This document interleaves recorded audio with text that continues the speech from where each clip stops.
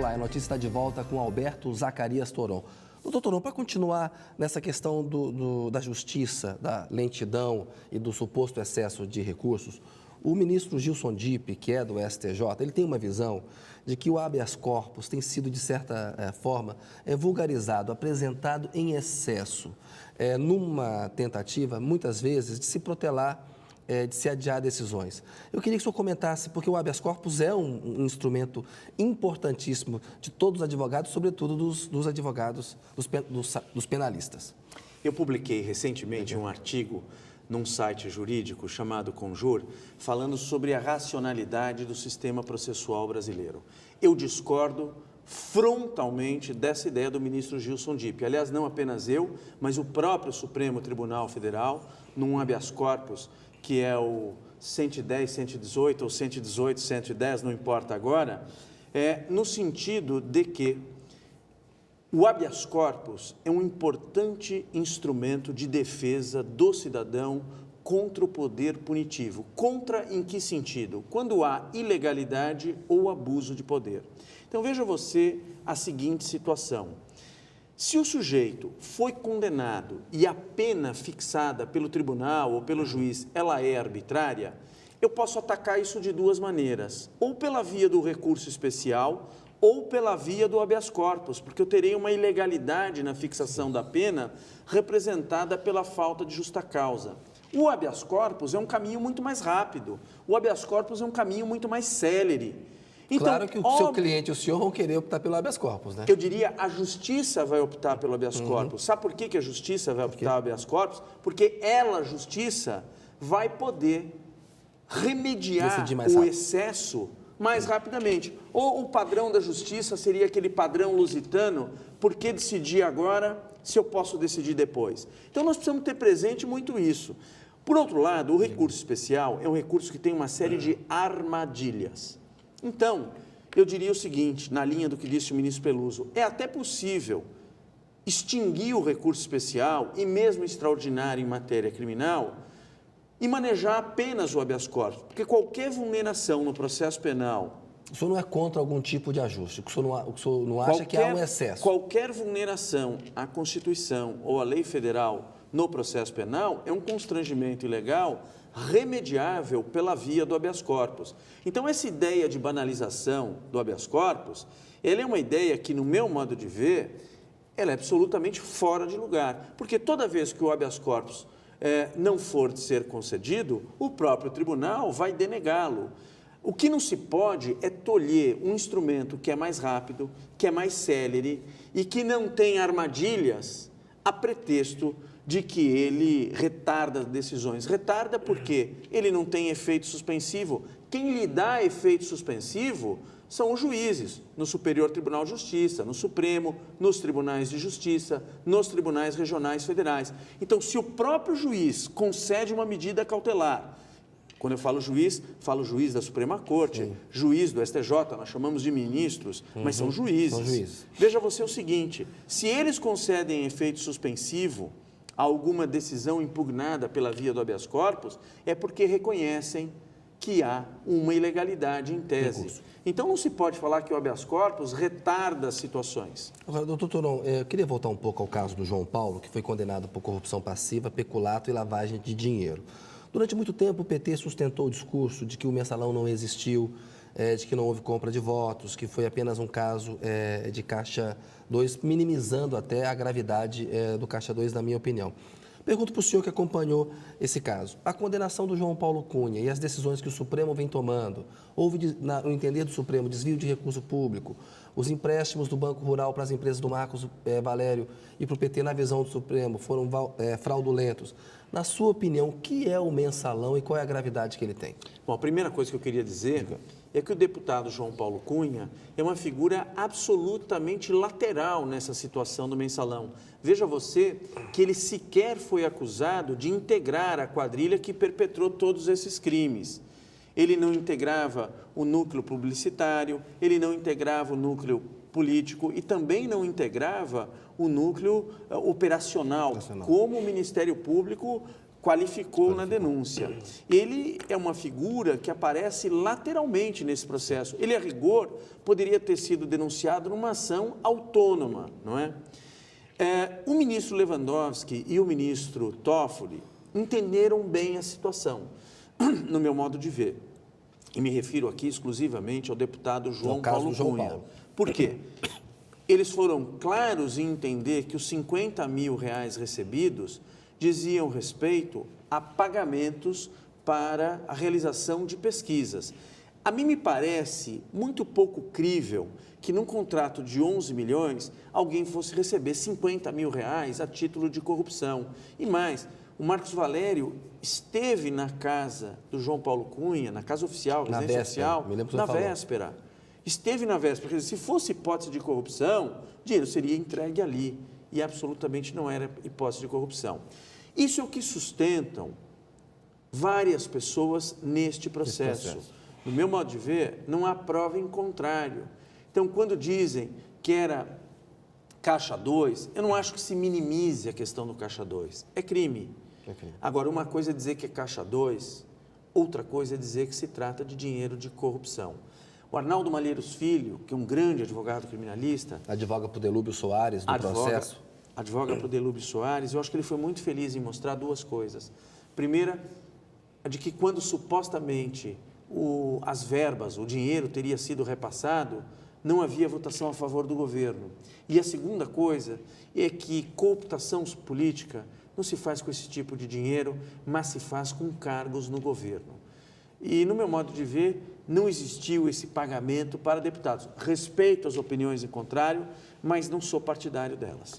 Doutor Toron, na decisão sobre o João Paulo, ficou entendido na avaliação do Supremo, no julgamento, que não precisava de um ato de ofício para condená-lo por corrupção. O senhor falou da questão do Fernando Collor de Mello em 1994, que o Supremo o absolveu justamente por entender que não tinha um ato de ofício. Ou seja, se o João Paulo tivesse sido julgado por aquele Supremo, teria sido absolvido. E o Collor, por esse, condenado. Perfeitamente. Você está absolutamente correto. E eu diria o seguinte, não só se rompeu com um padrão anterior, mas se rompeu também com o pensamento doutrinário. Isso foi mostrado à exaustão no voto, que eu diria, lapidar do ministro Lewandowski, quando ele mostra a história da jurisprudência do Supremo Tribunal Federal e também as legislações penais fora do Brasil. Quer dizer, a exigência de um ato de ofício, ela é praticamente universal. Pois é, aí voltando à questão do Collor e à questão de como a acusação tem sido feita, os advogados de defesa, o senhor é um deles, bateram muito na tecla de que essa peça da Procuradoria-Geral da República, a denúncia, ela não tem provas contundentes. Eu me lembro que na questão do Collor, havia ali cheque fantasma do esquema do PC Farias, tem imagem do próprio Collor dirigindo a Fiat Elba, que foi paga com esse cheque. Uma questão de avaliação histórica, a Procuradoria-Geral acusou mal à época do Collor, está acusando melhor agora ou continua acusando mal no seu entender? Difícil essa questão, não é? É uma avaliação muito difícil. Eu acho que o problema, em primeiro lugar, a Procuradoria se aprimorou, isso é fora de dúvida. Eu acho que nesse processo se trabalhou melhor, em termos de formatação da acusação. Mas o que eu acho que houve, essencialmente, foi o fato de o Supremo Tribunal Federal ter endurecido as suas posições e flexibilizado garantias da defesa. Isso que me parece um marco essencial. Neste processo também, se nós falarmos em provas, a mim me parece que, em alguns casos, essas provas, elas simplesmente não existem. Vou pegar o caso que redundou na absolvição do deputado João Paulo Cunha, porque 5 ministros, o caso do peculato, relativo à contratação do jornalista Luiz Costa Pinto. Daquela empresa IFP. Sabido por todos em Brasília que ele trabalhou na Câmara Federal. E eu não invoco só os depoimentos de deputados do PT, como o deputado Zé Eduardo Martins Cardoso, que depôs, mas eu invoco o depoimento do ex-vice-presidente da Câmara Federal, que era do PFL. Inocêncio Oliveira, não é isso? A época? Inocêncio Gomes de Oliveira.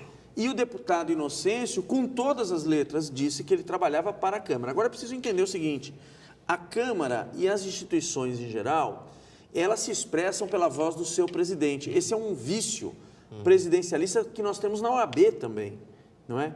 É evidente Então, que ele trabalhava muito colado no presidente. É evidente que ele trabalhava colado no presidente, como, aliás, é assessor de imprensa no próprio Supremo Tribunal Federal.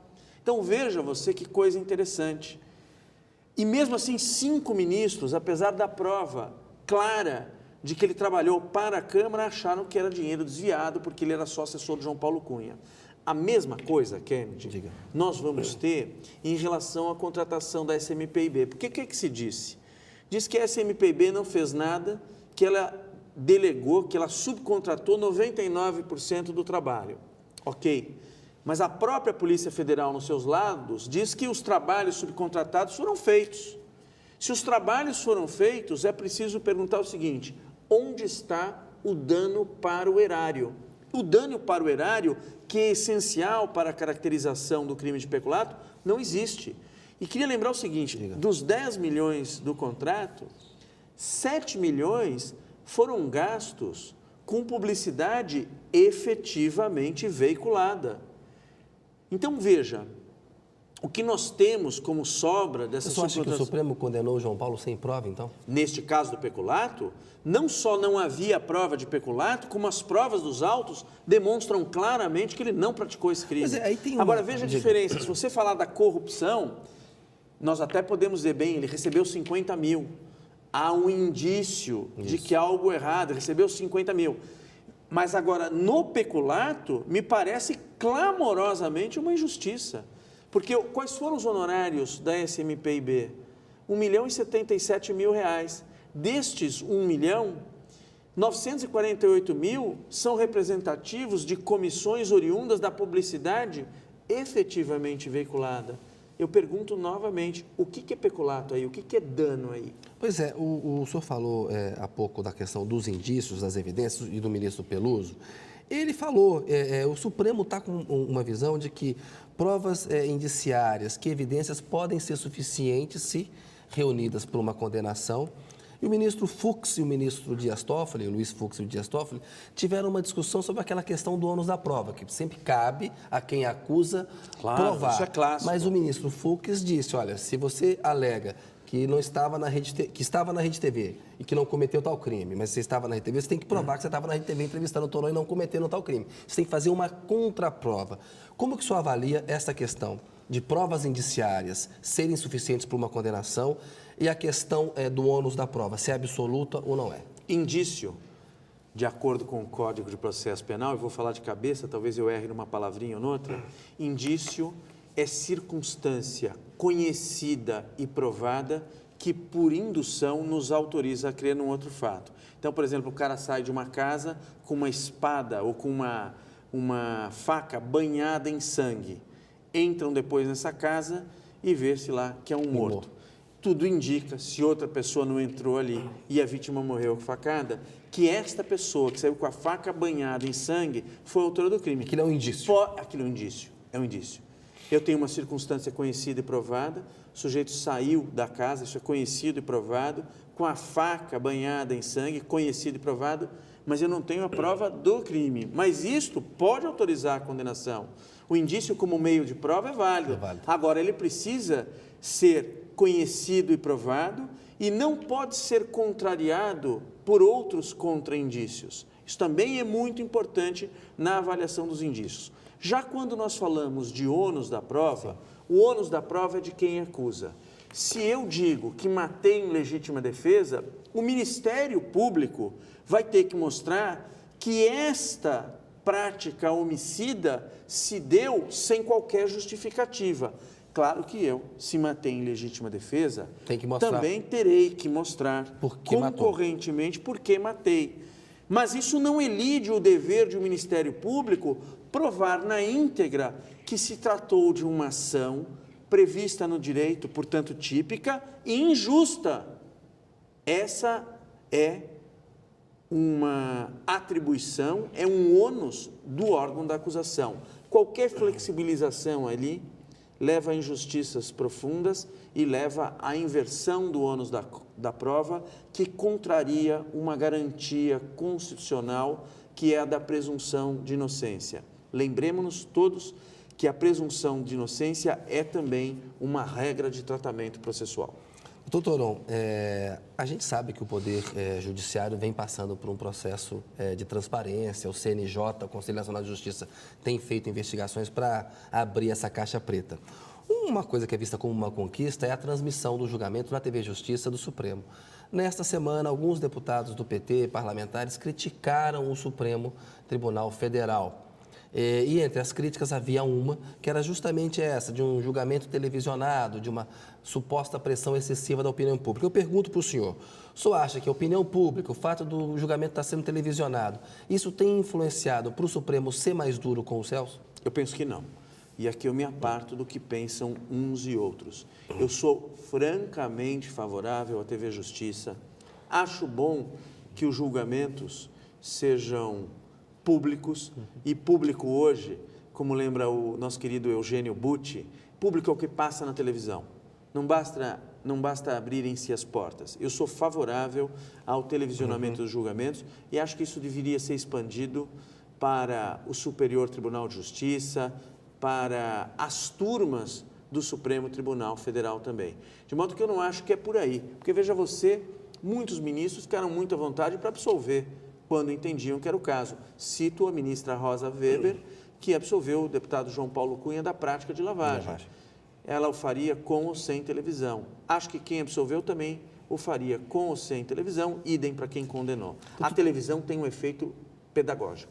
Doutor Toron, eu sei que o senhor não é advogado do José Dirceu, é o Juca. É o Juca, aliás, grande advogado, José Luiz de Oliveira Lima, no meu modo de ver, fez uma grande defesa no Supremo Tribunal Federal. Ele é mais novo do que eu, mas eu tenho uma enorme admiração pelo trabalho dele e pela correção com que ele se desenvolve. Pois é, se eu estivesse no lugar do Juca, o senhor estaria otimista ou pessimista em relação à chance do Zé Dirceu ser absolvido? Estaria preocupado, embora eu, como ele, acredite na inocência do deputado José Dirceu. Estaria preocupado, como estava preocupado em relação ao deputado João Paulo Cunha. Quero fazer um parênteses, que eu acho importante uma coisa.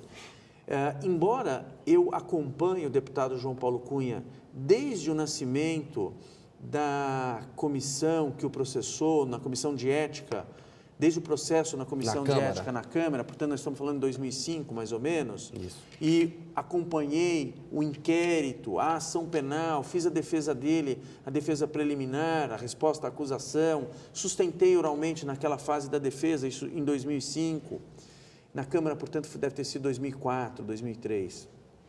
Embora acompanhando ele desde o início, para fazer o trabalho de alegações finais, eu fiquei julho em casa, parei a minha campanha para a presidência da OAB, minha mulher foi viajar com os meus filhos, eu fiquei todo voltado e dedicado. Você vai perguntar se eu fiquei preocupado? Eu fiquei muito preocupado.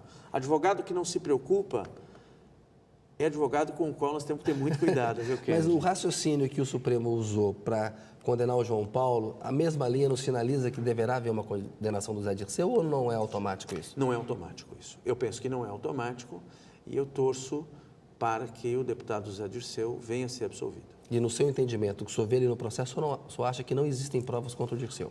Olha, pelo que eu sei do caso, e eu não estudei o processo pelo ângulo dele, estudei pelo ângulo do deputado João Paulo Cunha, me fixei nisso, eu não identifiquei provas que autorizem a condenação dele.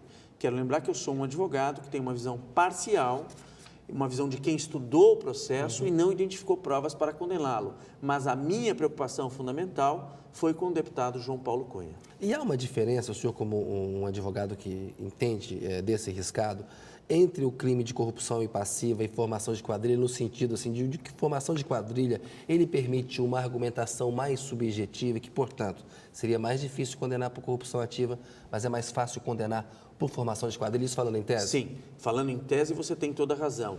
Há um subjetivismo maior na condenação, na avaliação do crime de banda ou quadrilha do que no de corrupção, porque no de corrupção você precisa ter o dinheiro, você precisa ter aquilo que nós chamaríamos de uma materialidade do crime. enquanto que no Formação bando de e quadrilha, na formação de quadrilha, você tem um ajuste de pessoas que se identificam ou não se identificam. E neste identificar ou não identificar, reina um amplo espaço para a subjetividade. Doutor Lombildi, licença, mais um minutinho. A notícia volta daqui a pouco com Alberto Zacarias Toron.